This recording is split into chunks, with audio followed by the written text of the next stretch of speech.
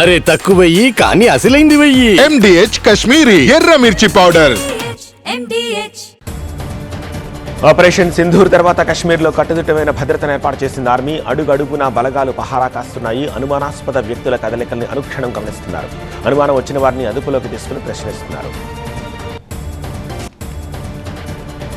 ఇవాళ రాజ్నాథ్ అధ్యక్షతన అఖిలపక్ష సమావేశం జరగబోతోంది. ఉదయం 11 గంటలకు జరిగే ఈ సమావేశానికి అన్ని పార్టీల నేతలు హాజరు కానున్నారు. ఇక నిన్న రాష్ట్రపతి ముర్మును కలిశారు ప్రధాని మోదీ. ఆపరేషన్ సింధూర్పై రాష్ట్రపతికి వివరించారు. ఆపరేషన్ సింధూర్ తోటి నామరూపాలు లేకుండా పోయింది జైషే మహమ్మద్ సంస్థ. భారత్ రివెంజ్ అటాక్లో మసూద్ అజర్ కుటుంబం మొత్తం హతమయ్యింది. భారత్ దాడిలో తాను చనిపోతే బాగుండునని ఏడుపు లంఘించుకున్నాడు మసూద్ అజర్. మోదీపై విషం కక్కుతూ ఒక లేఖ విడుదల చేశాడు. భారత సైన్యానికి మద్దతుగా ఇవాళ సంఘీభావం ర్యాలీ చేస్తోంది తెలంగాణ ప్రభుత్వము. సెక్రటేరియట్ నుంచి నెక్లెస్ రోడ్ వరకు ర్యాలీ చేపడుతోంది. సాయంత్రం 6 గంటలకు ర్యాలీ సీఎం ప్రారంభిస్తారు. మంత్రులు, ముఖ్య నేతలు హాజరవుతారు. యువత పెద్ద ఎత్తున పాల్గొనాలని సీఎం రేవంత్ పిలుపునిచ్చారు. సీఎం చంద్రబాబుతో ఏపీ డిఫెన్స్ సలహాదారుడు సతీష్ భేటీ అయ్యారు. ఏరోస్పేస్, డిఫెన్స్ రంగాలపై సతీష్ రెడ్డి ప్రెజెంటేషన్ ఇచ్చారు. ఏపీలో కీలక ప్రాంతాల్లో డిఫెన్స్, ఏరోస్పేస్ హబ్స్ ఏర్పాటుపై కసరత్తు చేస్తున్నట్టు చెప్పారు. తెలంగాణలోని 14 జిల్లాలకు ఎల్లో అలర్ట్ జారీ చేసింది వాతావరణ శాఖ. ఇవాళ పలు జిల్లాల్లో అక్కడక్కడ ఉరుములు మెరుపులతో కూడిన వర్షం కురుస్తుందని హెచ్చరించింది. గంటకు 30 నుంచి 40 కిలోమీటర్ల వేగంతో ఈదురుగాలులు వీస్తాయని ప్రజలు అప్రమత్తంగా ఉండాలని తెలిపింది. ఏపీలో విభిన్న వాతావరణ పరిస్థితులు కొనసాగుతున్నాయి. ఇవాళ రాష్ట్రంలోని పలు చోట్ల పిడుగులతో కూడిన వర్షాలు కురుస్తాయని వాతావరణ శాఖ హెచ్చరించింది. 40 నుండి 50 కిలోమీటర్ల వేగంతో ఈదురుగాలులు వీచే అవకాశం ఉందని తెలిపింది. మరోవైపు పలు జిల్లాల్లో 40 నుండి 42 డిగ్రీల గరిష్ట ఉష్ణోగ్రతలు నమోదయ్యే అవకాశం లేకపోలేదని తెలిపింది. అల్లూరు జిల్లా అరకులోయలో భారీ వర్షం పడింది. ఉరుములో పిడుగులతో కూడిన వాన కురిసింది. పిడుగుపాటుకు చెట్టు కాలిపోయింది. అకాల వర్షంతో అరకులోని స్థానికులు తీవ్ర ఇబ్బందులు పడ్డారు. కోనసీమ జిల్లా మలికీపురం మండలము గూడపల్లిలో మంచినీటి కోసం గ్రామస్తులు వాటర్ ట్యాంక్ ఎక్కి ఆందోళనకు దిగారు. 600 కుటుంబాలు మంచినీళ్ల కోసం అలమటిస్తున్నాయని వాపోయారు. 4 నెలల క్రితం వాటర్ ట్యాంక్ ఓపెన్ చేసినా నీళ్లు రావట్లేదని ఆవేదన వ్యక్తం చేశారు. అధికారులకు ఎన్నిసార్లు మొరపెట్టుకున్నా ఫలితం లేదన్నారు. విశాఖ మధురవాడ సబ్ రిజిస్ట్రార్ కేసులో ట్విస్ట్ చోటు చేసుకుంది. చక్రపాణిని బెదిరించారు నకిలీ ఏసీబీ అధికారి సుధాకర్. నిందితుడి వెనుక ఏఆర్ ఇన్స్పెక్టర్ స్వర్ణలత ఉన్నట్టుగా తెలుస్తోంది. గతంలో పలు నేరాలకు పాల్పడి సస్పెండ్ అయిన స్వర్ణలత సబ్ రిజిస్ట్రార్ సుధాకర్ ను బెదిరించింది. ప్రస్తుతం బాపట్లలో విధులు నిర్వహిస్తోంది స్వర్ణలత. పల్నాడు జిల్లా నరసరావుపేటలో పోలీసులు విస్తృత తనిఖీలు చేపట్టారు. బస్టాండ్, రైల్వే స్టేషన్, సినిమా హాళ్లు, లాడ్జిల్లో అణువణువునా గాలించారు. అనుమానిత వ్యక్తుల వివరాలపై పోలీసులు ఆరా తీశారు.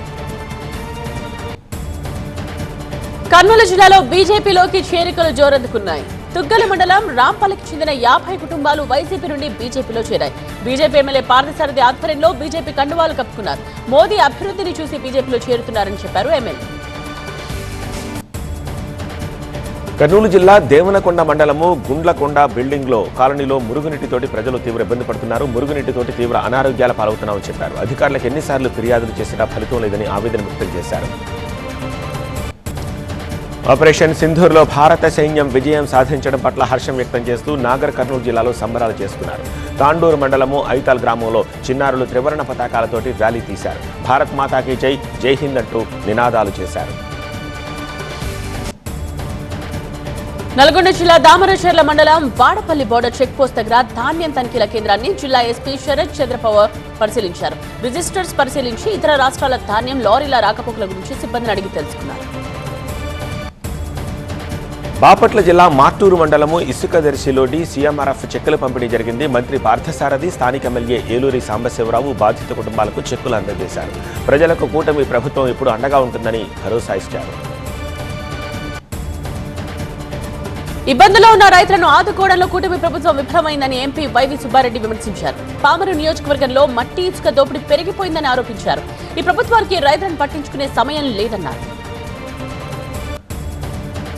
ఢిల్లీలో మాజీ సుప్రీంకోర్టు ప్రధాన న్యాయమూర్తి జస్టిస్ ఎన్వి రమణ ప్రసంగాల సంకలనంతో రూపొందించిన narratives of the bench a judge speaks పుస్తకావిష్కరణ జరిగింది. ముఖ్య అతిథిగా కాబోయే ప్రధాన న్యాయమూర్తి బిఆర్ గవాయ్, సుప్రీంకోర్టు న్యాయమూర్తులు జస్టిస్ సూర్యకాంత, విక్రమనాథ్, సుప్రీంకోర్టు న్యాయమూర్తులు హాజరయ్యారు. జస్టిస్ ఎన్వి రమణ నిజమైన ప్రధాని అని, న్యాయమూర్తి అని జస్టిస్ గవాయ్ అన్నారు. న్యాయ వ్యవస్థ ప్రయోజనాలను సామాన్య ప్రజలకు వివరించడానికి తాను చేసిన ప్రసంగాలను పుస్తక రూపంలో తీసుకొచ్చినట్టు జస్టిస్ ఎన్వి రమణ తెలిపారు. న్యాయ వ్యవస్థ ప్రయోజనాలను ప్రజలు అర్థం చేసుకునేలా చేయడం ద్వారా వారు తమ హక్కులను సమర్థవంతంగా ఉపయోగించుకోగలరని ఎన్వి రమణ అభిప్రాయపడ్డారు. సుప్రీంకోర్టు జడ్జిలు ఆస్తులు ప్రకటించడం శుభ పరిణామం అన్నారు సుప్రీంకోర్టు మాజీ ప్రధాన న్యాయమూర్తి జస్టిస్ ఎన్వి రమణ. తాను కూడా తన ఆస్తులు వెబ్సైట్లో పెట్టానని చెప్పారు. అమరావతి రైతులకు న్యాయ వ్యవస్థ న్యాయం చేసిందని తెలిపారు. ప్రభుత్వ హామీలు నమ్మి అమరావతి రైతులు భూములిచ్చారని చెప్పారు. వీసాదారుల అక్రమ నివాసాలపై బ్రిటన్ ఫోకస్ పెంచింది. విదేశీ పౌరులపై నిఘా పెంచుతున్నట్టు స్పష్టం చేసింది యూకే. పాకిస్తాన్ నుండే ఈ విధమైన వలసలు కొనసాగుతున్నాయని పేర్కొంది.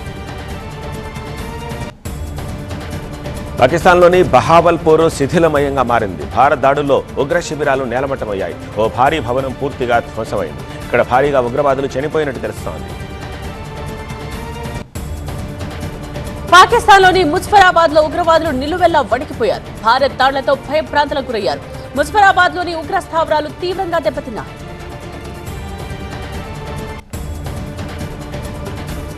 పాకిస్తాన్ పీఓకే కళ తప్పాయి. ఇండియన్ ఎయిర్ స్ట్రైక్స్ తోటి ఉలిక్కిపడ్డాయి. బెంబేలెత్తిన దాయాది కరాచీ ఎయిర్పోర్ట్ ని మూసేసింది. ఎయిర్పోర్ట్ కార్యకలాపాలు నిలిచిపోవడంతో ప్రయాణికులు పాట్లు పడ్డారు.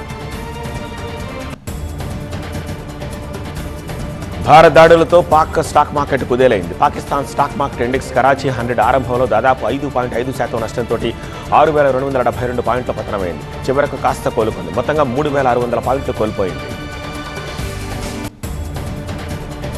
పాక్ మార్కెట్ గా కావికలమైన భారత స్టాక్ మార్కెట్ నిటారుగా నిలబడింది. భారత్ ఎయిర్ స్ట్రైక్స్ లో ఇన్వెస్టర్స్ ఏమాత్రం పట్టించుకోలేదు. సెన్సెక్స్ 105 పాయింట్లు, నిఫ్టీ 34 పాయింట్లు లాభపడింది. భారత స్టాక్ మార్కెట్లోకి విదేశీ ఇన్వెస్టర్ల కొనుగోళ్లు కొనసాగుతున్నాయి. చైనా వృద్ధి మందగమనం, అలాగే క్రూడ్ ఆయిల్ ధరలు తగ్గుముఖం పట్టడంతో భారత మార్కెట్లకు పాజిటివ్గా మారాయి. ఈ కారణంగానే భారత్ పాక్ ఉద్రిక్తతలకు ప్రభావం చూపించలేదు. నార్త్ కొరియా అధినేత కిమ్ జాంగ్ ఉన్ ఏమాత్రం తగ్గట్లేదు. వరుస మిసైల్ టెస్టులతో వణికిస్తోన్న కిమ్ లేటెస్ట్ గా ఆయుధాల ఫ్యాక్టరీని స్వయంగా పరిశీలించారు. ఆయుధాల నిల్వను అడిగి తెలుసుకున్నారు కిమ్. అమెరికాకు భారత్ ఎగుమతులు ఎగబాకాయి. రికార్డు స్థాయిలో $11.2 బిలియన్ విలువైన వాణిజ్య ఉత్పత్తుల్ని భారత్ ఎగుమతి చేసింది. మొదటిసారి 10 బిలియన్ల మార్కు దాటింది. మరాఠా రాణి అహల్యాపై జీవిత కథను సినిమాగా తీనున్నట్టుగా మహారాష్ట్ర సీఎం దేవేంద్ర ఫడ్నవీస్ తెలిపారు. ఆమె జీవితం ఎంతో మందికి స్ఫూర్తినిచ్చిందన్నారు. దీనికి సంబంధించిన చర్చలు మొదలుపెట్టినట్టుగా తెలిపారు. మిస్టర్ పర్ఫెక్ట్ అమీర్ ఖాన్ ని ఆయన నివాసంలో కలిశారు ఐకాన్ స్టార్ అల్లు అర్జున్. వీరిద్దరూ మాట్లాడుకుంటున్న ఫోటో నెట్టింట్లో వైరల్ అవుతోంది. వీరి కాంబినేషన్ లో సినిమా వస్తుందేమోననే వార్తలు కూడా స్ప్రెడ్ అవుతున్నాయి. ఐపీఎల్లో కేకేఆర్తో జరిగిన మ్యాచ్లో చెన్నై సూపర్ కింగ్స్ 2 వికెట్ల తేడాతోటి అద్భుత విజయం సాధించింది. నూర్ అహ్మద్ ధాటికి కోల్కతా 20 ఓవర్లలో 6 వికెట్లు కోల్పోయి 179 పరుగులే చేసింది. కెప్టెన్ రహానే, రసెల్స్, మనీష్ పాండే రాణించారు. ఆ తర్వాత ఛేదనకు దిగిన చెన్నై 19.4 ఓవర్లలో 8 వికెట్ల నష్టానికి 183 పరుగులు చేసింది. బ్రెవిస్ అర్ధ సెంచరీతో చెలరేగగా శివం దుబే సత్తా చాటాడు. ఆఖర్లో కెప్టెన్ ధోని ఫినిషర్ పాత్ర పోషించాడు.